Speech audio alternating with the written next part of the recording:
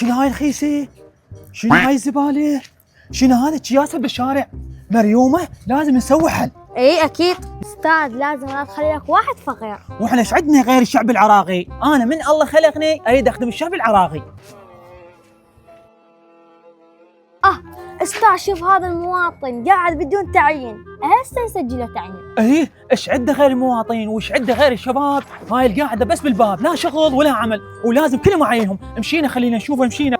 السلام عليكم مواطننا العزيز، شلونك؟ شلون صحتك؟ اكيد انت لا شغل ولا عمل، بطال عطال، واحنا جيناك اليوم بوقت المناسب. اكيد هذا يريد تعيين، اسجل لك تعيين هسه. تعيين سجله تعيين بين عليك انت مسؤول وتوك مرشح، مو صحيح؟ وين كنت قبيل هسه جيت تدور تعيينات؟ اي نعينك، ليش ما نعينك؟ نعينك وشوف عينك، بس احنا عندنا شرط واحد نحلفك ان انت تنتخبنا. يعني انت تعيني؟ عمو مو بس احلف لك، صدق كذب شو تريد اعطيك؟ بس عيني 24 ساعة قاعد هنا مقابل الباب وقاعد. مريم هذا قاعد بدون شغل ولا تعيين، اقول لك عمو شو تريد تصير؟ اي صدق شو تريد تصير؟ سجله وزير. صرت وزير.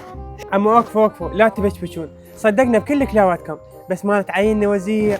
هاي كلاوات اول مرة اسمع بيها، بس انا اعرف شلون اعينك وزير. عين روحك اول مرة وزير، تتوسل للوادي، وهسه جاي تعين وزير، ولا كان موظف بلدية ما حد عينك، انت عين وزير تعال. استاذ كافي بكي، هاي الكلاوات ما تمشي على